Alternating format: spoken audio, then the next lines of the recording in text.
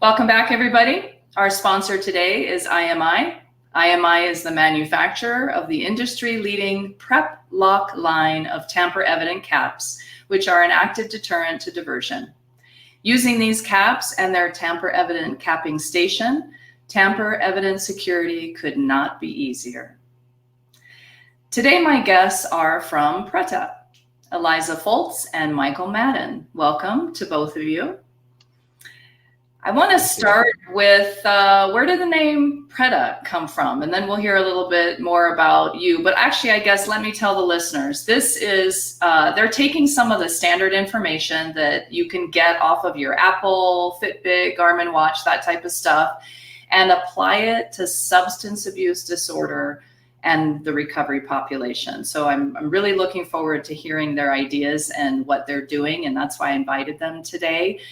But I'd like to hear a little bit about how you came up with the company name.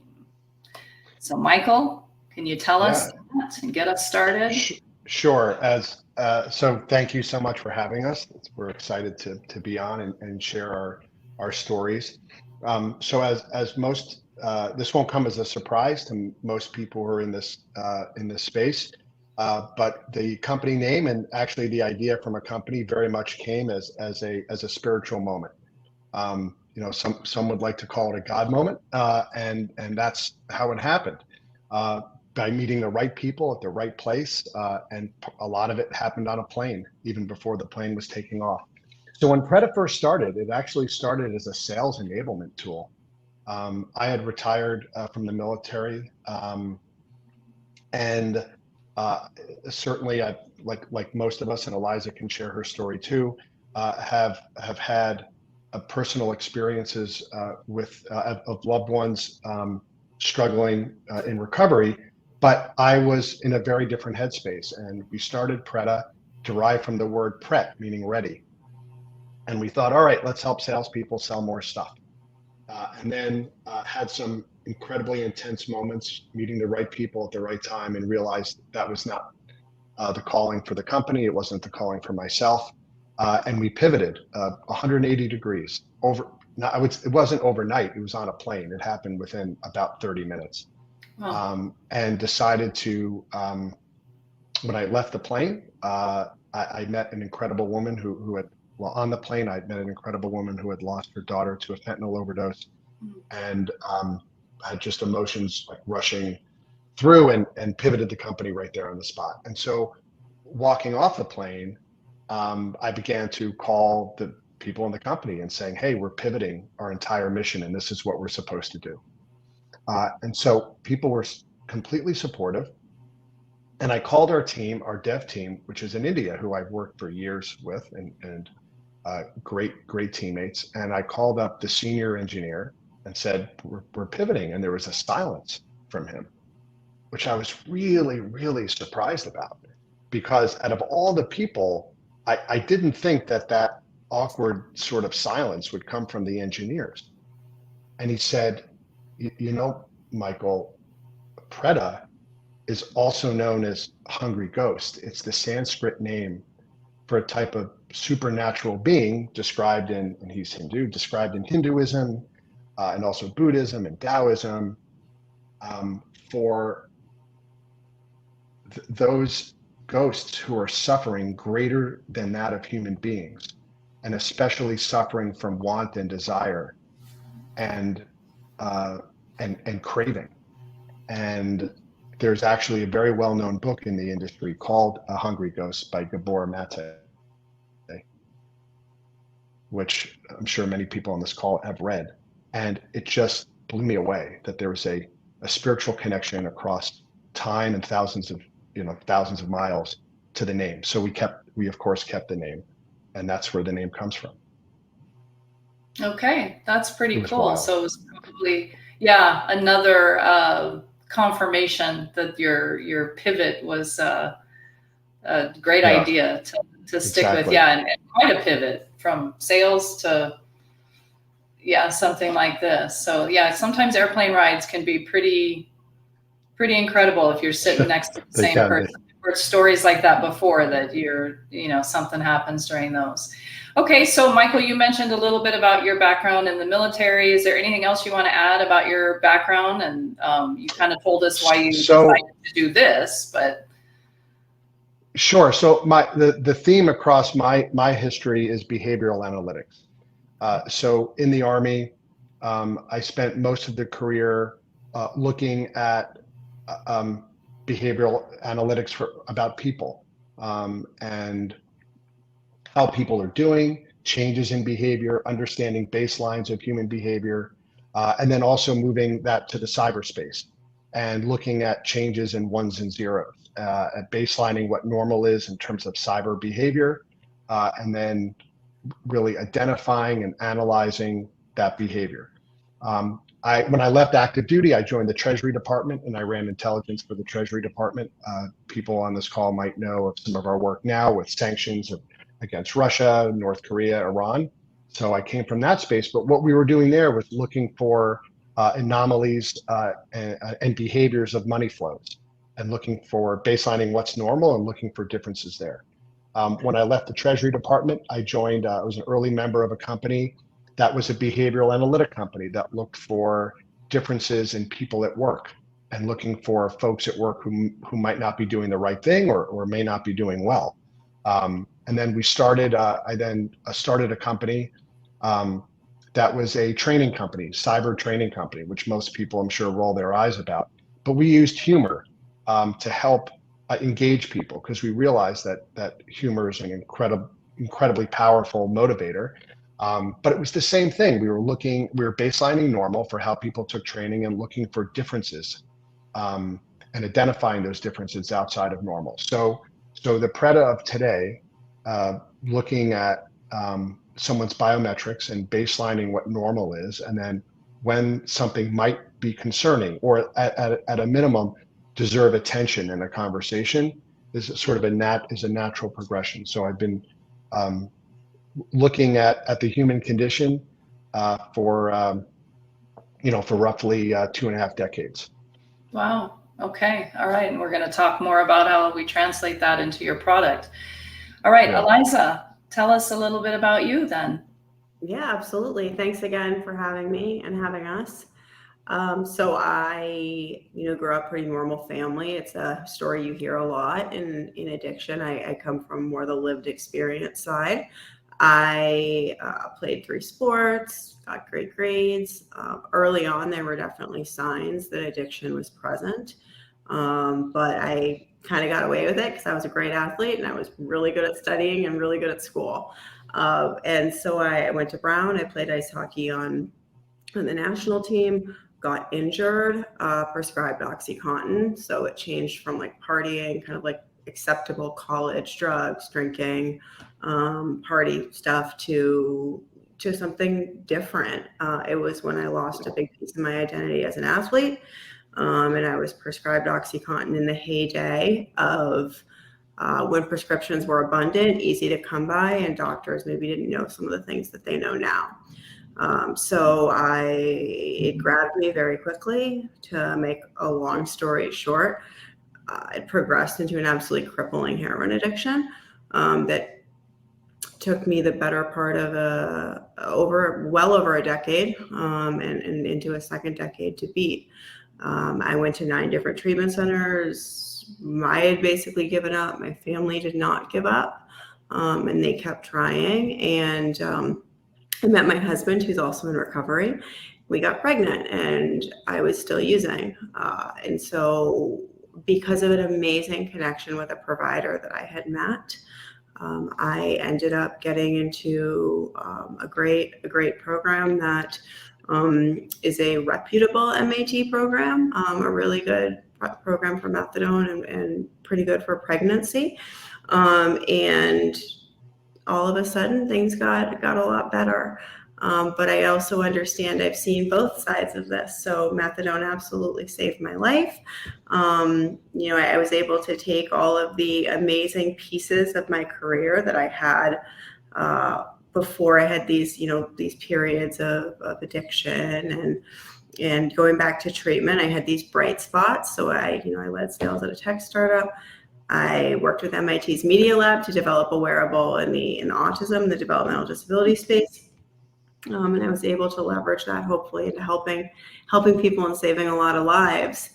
But I've also seen on the diversion side how difficult it is for pain clinics, methadone clinics, clinics that are prescribing and dispensing these medications, how challenging that can be to make sure that people are using those correctly. So while SUD and SUD treatment has these amazing tools, they do need to be handled with care and almost reverence to make sure that they're used appropriately. Wow, what a fascinating story, and 9 recovery programs. Wow, that's a whole session in itself, I guess. I'm guessing that part of the time you just weren't ready, but it also maybe wasn't the right type of treatment for you. Being pregnant made a big difference, I'm sure, but even then, that takes a lot of fortitude to push through that. So there had to have been, more going on. And as you said, a great provider. And I didn't realize you had a background then in wearables, with MIT. So you really, you lived it. And so you're bringing it, but you have that background to bring to the company too. So what a great team between the two of you. Seems like you've got a lot of it covered. So that's great. Okay, so tell us about the product. What types of things do you monitor? How do you use those data points to signal a problem? Give us an overview. Yeah, absolutely. So we take off-the-shelf wearables. We do have a strategic partnership with Google, but we are device agnostic. So we can use right now Fitbits. We're going to be rolling out with Apple. We're exploring Garmin. So we take off-the-shelf wearables and we use our software and our behavioral analytics to help improve outcomes. So our mission at its core is to save lives by providing the right intervention at the right time. SUD treatment, and you mentioned that 9 treatments. So part of it was I wasn't ready, and then a big part of it is, and this is the problem generally with SUD treatment, we are treating a chronic progressive disease with an acute solution. It's basically the equivalent of sending somebody in for 30 days is really no different than saying, oh, you're going to get surgery. We're going to remove this, and then you're going to be fine. Up, done. Good luck with your life. Not the way that this works. So really the problem that I had continuously was I did well in treatment. I got comfortable in treatment. I knew how to do treatment. It was after I didn't know how to live, and I didn't know how to apply what I learned in treatment to the rest of my life. And when you're in this bubble, life is suspended and all of your problems are suspended. But when you leave, they're all waiting. And so how do you apply everything? And so what Pretaa does is really we help improve the continuity of care by not only measuring, but providing tools and accountability and support to improve those outcomes for individuals. And how do we do that? So as I mentioned, we take the off-the-shelf wearables, and they're measuring things like heart rate variability, skin temperature, steps, oxygen, sleep. We're baselining normal. And when an individual is outside of the normal range, we're reporting back to treatment centers and to their supporters and saying, this individual really looks like they're becoming dysregulated. They need some outreach. So that's on the biometric side. We also have three other pieces of our platform. So we have psychometrics, which include clinically validated assessment tools, and an SOS button so that, people with SUD know that even at 3 a.m. on Christmas Eve, there's always support and accountability available. All they need to do is tap, we call it a dot, tap the dot, and they have text or call outreach that's through SAMHSA's 988 line. And then again, those assessment tools are critically important because they inform some of the biometrics, and we help marry up the biometrics with some of those tools to really, say where people are as individuals and in aggregate, so treatment centers can help improve their process and have a good idea of what their outcomes look like. The third piece is geofencing. We have some geofencing built in to add another layer of support. And then lastly, and I think this is a really, really important piece that really drives our engagement, is we have positive reinforcement built into the platform. So we have literally hours, thousands of hours of amazing, best-in-class content through our relationship with Google. Mindfulness, meditation, stress reduction, sleep hygiene, things that people learn in treatment but may forget in the moment when things get challenging. And that's all there, along with gamification and badges to have people continue to wear this for longer, because we know that if people make it to a year, the likelihood of a positive outcome drastically improves. But people in early recovery also don't always know what's going on with their body. You are struggling to even get up and have the motivation sometimes to take a shower the first week or get to a meeting. So knowing when you're stressed or when you're having difficulty is really not in the cards. And so we help people understand through biofeedback what they're experiencing. And then we can again marry that up with what they're actually saying to also help improve outpatient care, so that the individual, the gap between what they're saying and what they think they're feeling gets closer. Okay. Right. And the clinician can look at that, right, and then compare and see, okay, this is how someone's reporting how they're feeling, and this is what their body is saying and how they're feeling, right? And that's a really powerful that's really powerful information to help drive improved outcomes, because then the conversation can be so much richer, right? It's about driving those conversations and reasons to connect. And what better reason, what an informed conversation that is. Like, how much richer is that conversation than one of where just a random phone call saying, hey, how are you doing? You're good? Okay, next. And you're just going down a list. Yeah. And that's typically how alumni programs operate. Exactly what Michael just said. They'll reach out at 7 days, 14 days, 30 days, 60 days, 90 days. Well, we know that behavioral health crises and SUD cravings don't operate according to a set schedule. They happen at all different times, and those times you may catch it, you may not. So to be able to actually use either something that they're reporting or something that their body is reporting, and reach out in the moment, or as close to in the moment as possible, is a really powerful tool. Right. Yeah. Because when I ask you how you're doing, I have no choice but to believe your words, unless I detect something and then I dig further, but you still might not be honest. Okay. So let's unpack some of this a little bit. So Michael, you had mentioned the clinicians can see and then have that conversation. So is the expectation then that these wearables come through a program and a clinician, and that's the agreement, is they can see it and then I can see it as I wear it? Or could somebody just have it for themselves and keep an eye on things? Yeah. So great question. So first, our entire program is opt-in, right? Our philosophy based on, it's our philosophy because we are spiritually aligned with it. And then it also happens to coincide with the law, which is convenient, which is that it's a completely opt-in program. The client, the patient, the person who's wearing the device owns their own data. Like, full stop. You own your own data. Like, there's nothing that's happening with Pretaa and our product without consent. Like, full stop. So that's one. That's something that's incredibly important to us, and we're aligned with most laws and regulations and approaches with that. And I come from a security background. So I'm super sensitive about that. I'm going to move because I think my connection's a little rough. There we go.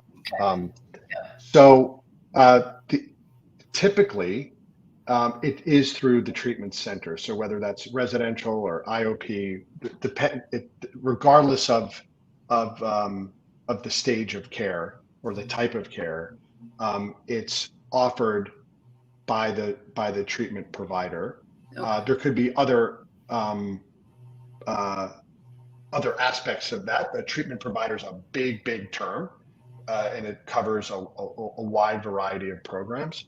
But there's a program, and it's offered either in treatment, depending on the stage. It could be in residential or IOP, and then, as Eliza was alluding to, like, the real value is when the person leaves the brick building, right? That's where Pretaa really shines.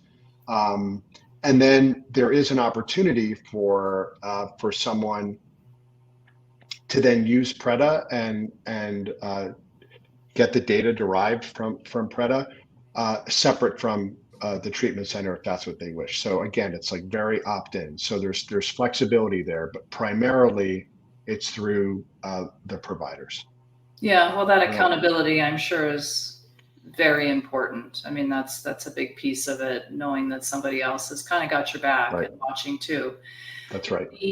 Eliza, when you talked about the fourth piece of it, where it gives you ideas of things to do, reminder to do your mindfulness, is it similar? See, I have my watch on. Is it similar to when mine tells me you've been sitting too long, get up and move? Does it give you a little, like, try mindfulness, or do they have to ask for stuff? So out of the box, it does do like the get up and move piece, because we want holistic health all around. So if that's something that's offered, out, like with Fitbits, that's out of the box. Okay. Now we offer Fitbit Premium free to clients with centers using Fitbit, free for a year. And so I can pull this up and show you what it looks like. But there's so much information in there so you can see when I click into mindfulness, for example, there's meditations for sleep, there's stress reductions all in there. So they do have to, they do have to go in. But what's so cool about that is then they get to explore and kind of figure out which one they like. Just because there's thousands of hours doesn't mean they're not going to look at all of them. They're going to have maybe a handful of go-tos. But in exploring that, they get to then kind of identify what works best for them in the moment, and which can become their go-tos. So for example, sleep, we're noticing that sleep is a big, and people have known for some time that sleep is a precursor to relapse. So therefore, improving sleep hygiene can help really keep people on the road to recovery. And there's so much great sleep content in there. And I think it's also an opportunity for treatment providers to make recommendations and to work with clients, and clients then have the tool to do it. So instead of a provider saying, hey, like, you should try, box breathing tonight or something like that, it actually makes it easy for clients to be prompted on what box breathing is, have the timing in the moment. If they forget it, it's all right there. Okay. All right. And our view is, I mean, we are a software company. We're a behavioral analytic company. We're an outcome. We're a tool to measure and improve outcomes. What we're not is a hardware company, and so we're relying on the best in breed, the Fitbits and the Apples of the world, to help augment the program with the very latest and greatest in terms of engagement on that side of the house. And so, I mean, that's something that's really exciting, is that's not what our focus is on, really. The biometric piece, the outcome surveys, that is where we're like laser, and usability, and that's like our attention. And then we have these relationships which allow us to provide the positive reinforcement we know is best in breed and continually advances. So that's something really cool. Like we don't have to worry about battery life. Apple and Fitbit are worrying about that. Right. We're right. Yeah. So you would so for my application, my watch, if I had your product, you would integrate the information and stuff that you get off of my watch, plus give me added value of these other additional things that I can get by wearing what I'm already wearing, right? That's right. Okay. That's right. All right. What's an example of how the geofencing is utilized? Yeah, so that's a great question. There's two kinds of geofencing. So one is to keep people in an area, and one is to keep people out of areas. So the more common example of how we use it is to keep people out, right? So say I'm leaving treatment, and I tend to, there's a couple places that I have reported that I typically will go to buy drugs, or there's a liquor store that I stop at on the way home. Those can be geofenced, so that every time that I enter one of those areas, I get a notification and my clinician gets a notification saying, hey, you're not where you're supposed to be. Is your notification like, don't do it? It's more gentle than that. It's a little more gentle. It's just, geofence notification, or geofence has been breached. And it enables the clinician at the next session or whatever they're able to get to it, to reach out and say, hey, like I noticed you went to one of these areas. What's going on? Tell me about that. And then so we can geofence to specific locations, or there's parts of Massachusetts now, in Boston in particular, that is become a pretty tragic epicenter of drug use, similar to like Kensington in Philadelphia.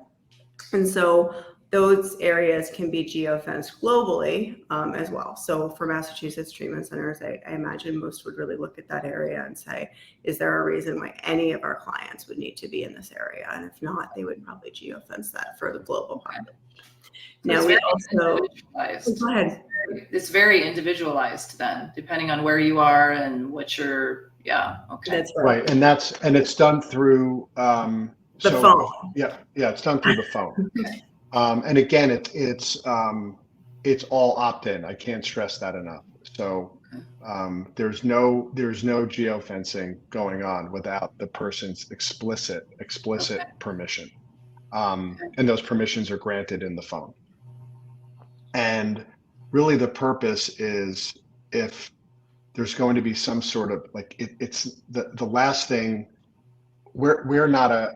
Our entire mantra is to try to be preventative as much as possible, right? To prevent a slip, and if there is a slip, that it doesn't become a fall, right? And that there's a compassionate engagement with the treatment center, or with your friend, or with your friends and family and loved ones who are supporting you throughout your recovery, because it's a journey, right? There's no fixing, right? It's a process. And so part of the geofencing is, the purpose of it is, if there's a slip in thinking, right? And then there's a notification, and a call can be made pretty quickly, right? The geofencing, I hate the word as a software person to say real time, because nothing's real time, but it's like pretty near real time on the geofencing piece. And so and again, these are locations that during the episode of care have been discussed and talked about. And so that's really the purpose of it. And it's really interesting, the responses. Geofencing is an interesting one, because the responses that we get are pretty binary. Like we get either a response that says absolutely not, in which case great, like there's no geofencing, or absolutely, like we desperately need this. So that's the one, that's and which we totally get and we support. Just like with recovery itself, like there's no one answer, right? It's about providing tools, right, for people who desperately need tools. So this is another, this is a outcome tool to help measure and improve outcomes. And if one aspect works, great. If one aspect doesn't work, great. Yeah, well, it's a real partnership. I mean, obviously, you want to have this conversation when they're feeling positive and they want to, change things. But yeah, the geofencing, I guess, because it's not just related to their substance use disorder and recovery. It's going to know where they are all the time, and so it's probably a kind of I could see where even if they wanted to help them. Yeah, so the notifications only go out if those are specifically identified places. Okay. Right, they're not. But people still technically have their data, right? Like if you're hooked up with your clinician, they know where you are at all times if they wanted to look at it. Is that correct? Or would they only know when you've gone into a zone that you shouldn't be? So they would be alerted and only know when you've gone into a zone. There's no, they're not tracking. But could they? I mean, could they get into it and then see when they're... The way the app is structured is they couldn't be tracking them. Okay. They can just see when they've crossed the zone. In the zone. Okay. All right. That's cool. All right. So tell me a little bit about how the standard, you had mentioned some of the things, Eliza, that you're looking at as your sleep and your steps and that type of stuff. Give me a couple of examples of how that gives you insight into when somebody may be heading for trouble. Sure, absolutely. So, there's a couple major indicators. Heart rate variability. There's a lot of research being done on that. Sleep is another big one. I'll go into kind of examples of some of these. And then heart rate. So heart rate, if somebody's heart rate is really high, there's an opportunity to reach out. Is it anxiety? Is it a relapse? Again, these are just fueling opportunities to reach out. We are not a diagnostic tool. And we really want to be really viewed as an ability to improve the relationship between providers and treatment centers and individuals. When that engagement is there, the outcomes are drastically improved. So the biggest one that we've noticed, again, is sleep. So when we look at the data that's come in from some of our earliest adopters, and what we found is that most of the instances where people were really struggling based on the anecdotal information that they provided back to that center when they were contacted based on a report being received. So a sleep report was received, that center reached out, and instead of the individual saying, yep, doing great, like they usually do or often do when alumni centers will call, the alumni center would say, hey, we got a report. How are you sleeping? Like, how can we help? Tell us what's going on. The individuals opened up, and in many cases, we're not doing so well. Sleep is a big indicator of depression, big indicator of anxiety, and those are behavioral health concerns that, again, bring people back to relapse pretty frequently. It can also be an indicator of relapse, right? So, and then that in tandem with other biometrics like HRV, like an increased heart rate, all of it in aggregate can be married up again to what they're saying, where we're able to really get a good kind of 360-degree view of how somebody is doing in their recovery, so that we can reach out and to quote Michael, not in real time, but in as close to real time as possible, so that individual can get support and the clinicians can have a really good sense of how they're doing. Okay. So again, the major ones that we're seeing are sleep and HRV. Okay.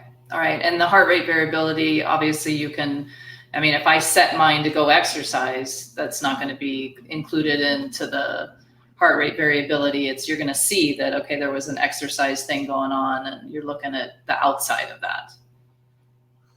Right. Well, Go ahead, Eliza. No, go, Michael. So heart rate variability is heart rate variability would incorporate if you're exercising, right? Because you're either showing some sort of movement, I mean, heart rate variability is really about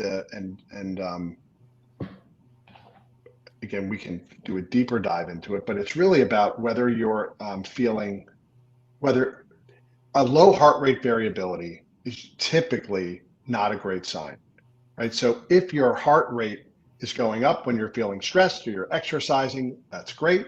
And if your heart rate's going down when you're relaxed and more in a more calm state, that's great. So showing that variability between high and low, typically, that's a good sign. So if you are exercising and your heart rate is going up because you're exercising, that's great. Like that's all sort of wrapped into HRV. But HRV, that being said, HRV is typically measured at night when the body is actually at rest. That's when yeah, but it should, the HRV is really showing how your heart is like responding to stressors. Okay. Got it. All right. So your product is live and it's being used, right? Okay. Correct. And yes. And the focus right now is on those in recovery to help keep them there and give them more chance of success.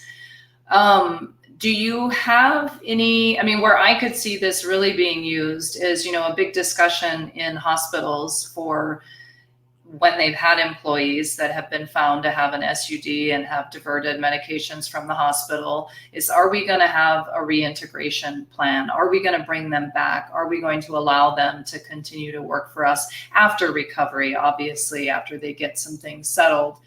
And hospitals are reticent to do that. And, I don't blame them. There's a patient safety issue and a liability issue and that type of thing. But I could totally see the Pretaa device being part of that reintegration program. It's like, okay, if you want to come back, we'll take you back.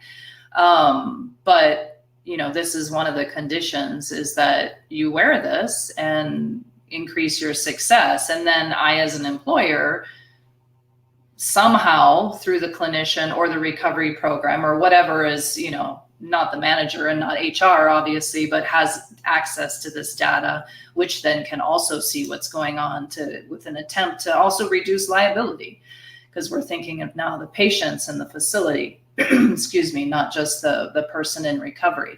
Have there been any discussions with that? Do you see it being used in that way at all? Yeah, I think it's a great idea. We do know that like you look at programs for doctors and pilots, the 3 to 5 year programs, they have amazing outcomes because those programs are relatively stringent and they are long and arduous. So people that make it through them tend to do really well long term. I went to treatment with more than one pilot. And they stayed in recovery for very long periods of time, and actually all but one of them. So I went with 3 of them, and 2 of the 3 are still in recovery many, many years later. So I think it's a great idea. Of course, when we get into anything like compulsory where people, and we need to show data, we being a program driven by consent, I think that gets a little bit dicey, right? Because we want to make people right. comfortable wearing it. Well, it'd be part of the contract process, right? It's like, if you want to come back here, these are things that you have to agree. If you don't want to agree, then that's fine, but then we're not going to hire you back. Yeah, I mean, I think it's an amazing tool. I think anything that we can do to support people reintegrating into work or reintegrating into life leaving treatment is really, really important. People right now, the way it goes is there's a saying in recovery, the relapse happens before the relapse. And it absolutely does. Looking back on every single time that I relapsed, there were signs 100% that I can see now, but I could never see them at the time. And so it's a big responsibility to put on people who are already struggling in their lives to not only notice when they're slipping physiologically, but then also to right the ship, to do things on their own to get themselves back on track or course correct. Very, very challenging to ask of individuals. Yeah, no, that makes sense. I think for lots of things in life, we don't see it coming when we're in it. It's only when you look back and you realize, oh, okay, I should have seen that coming, but we don't. And so this is nothing different. So I like that idea. Relapse happens before relapse happens. So if we can get an indication of when you're starting to head for trouble and then let you know, right? And then you're like, oh, yeah, you're right. Didn't even realize that, but thank you for catching that and helping me change that direction. So yeah, I like that. Do you see any application at all? And I don't know, maybe I answer my own question for people that don't have a substance use disorder, but we know it could hit us at any time after we're exposed, right, to any of these medications, and we don't know that we are at risk until it's happened. Do you see any application for those that don't currently have one? But I don't know. Broadly speaking, so I'm thinking, you're in the hospital, you're a healthcare provider, we want to prevent things from happening. Everybody wears one and agrees to that if you're working there, just to keep an eye on things. But you talk about a legal thing, but it would be really great if we could put it on every healthcare professional and know when they're starting to head for trouble. Well, I think there's high risk positions, right? Like the charge nurse you would know the terminology better. What the thing that you did, the charge nurse, where you're responsible for signing out all of the high risk medications, right. That anesthesiology. I think there's also to be a little bit more broad. I think there's implications for suicidality. I think there's implications for pain clinics. So individuals that are prescribed very, very potent opioids for long periods of time. I think there's implications for that, for behavioral health in general, right? Like stress is the way the body responds to stress is a human condition that is not specific necessarily to people with SUD. So while initially we are tremendously focused on SUD, I think there's massive implications to help people with all sorts of potential difficulties, everything from people who could potentially become addicts due to pain medication exposure, or again, suicidality, depression, anxiety. Right. And I think, for hospitals, one of the screaming problems is ER generally, right? They're overworked. There's not enough resources there. The priorities are correct, but with the increase in overdose and overdose deaths, ERs are becoming overrun. And so what we're exploring with a local hospital is if someone's in some has some sort of primary care, and they've relapsed, well, wouldn't it be a great idea for that hospital group to offer that person Pretaa in conjunction with a treatment center, in conjunction with primary care being aware of this, so that the relapse rate and the returns to the ER are drastically reduced. And if there is someone who's returning to the ER, it's less severe. And so that, to me, is like an initial no-brainer, because that's such the ER is of course focused on this acute problem, but it's only acute for that moment when the person right is having an overdose. But the larger problem, that is just a manifestation of the larger chronic disease. Right. And so as a society, like, we're getting stuck on this, and we're getting sort of caught in focusing on this acute problem and not treating like the chronic disease. Right. We're just treating like the manifestation of it. So it's like if someone has diabetes, right, and they have to go to the emergency room, it's like saying to that person, okay, see you later, and not providing them with diabetes medication. and not providing them with any sort of help, right? Right. That's not what happens, right? There's all sorts of wraparound services if someone goes to an ER because due to something going sideways if they have diabetes. But with when someone's suffering from SUD, there's nothing. So I think a real low-hanging fruit is that for hospitals. And then within the hospitals themselves, I think offering it initially as a volunteer, program to at least offer it. I get a little reluctant when it's like when anything like this is forced, because it's just not going to work, which we know to be true. But offering it as a positive incentive for folks who are working on the front lines, for the nurses and doctors who are working on the front lines and who are exposed to this every day, would be awesome. Yeah. And hopefully would make a positive difference in their lives. I mean, Eliza, she has a story. She can tell it. It's her story, but about just how it's like just wearing this device has like changed, her life over the course of a year. Right. It's actually really cool.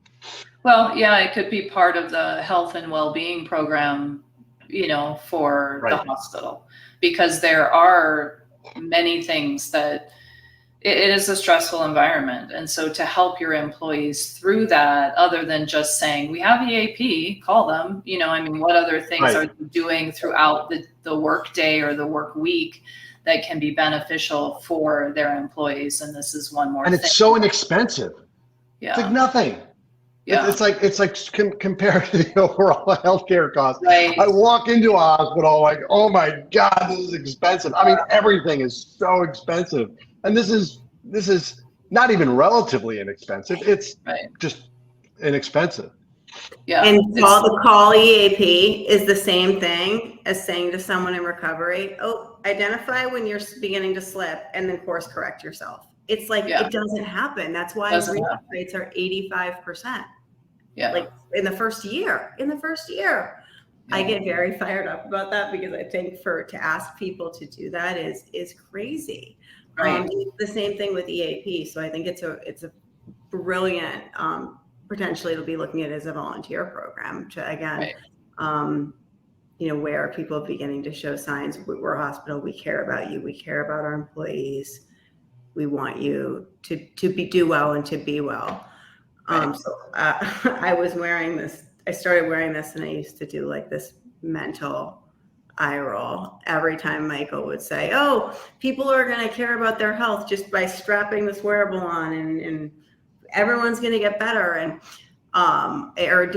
care about their health and do better. And in my head, I was like, that is the biggest load of crap I've ever heard.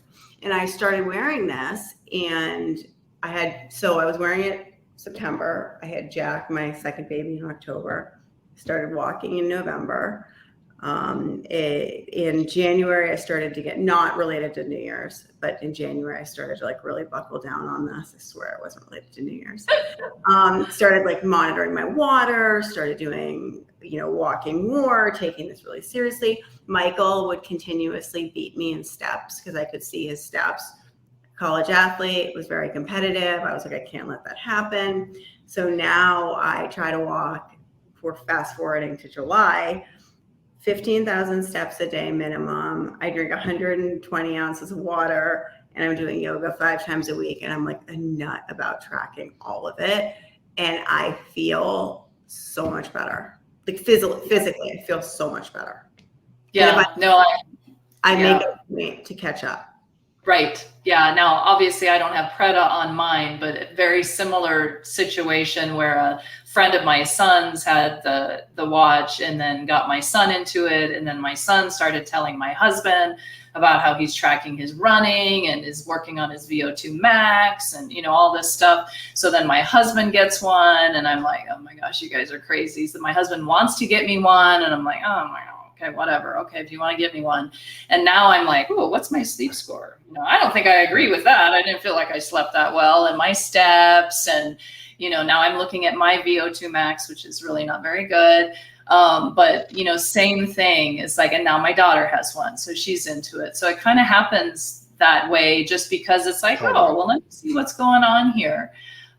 So yeah, I could totally see the value. I have to jump. I just wanted to make so it was awesome meeting you and getting to know you, and thank you. Just to make a quick correction on what I said about heart rate variability. So with heart rate variability, we're tracking the variations of time between heartbeats each night. So that's the significant decrease may indicate your body is showing potential signs of stress or illness or fatigue. Got it. Okay. All right. That sounds good.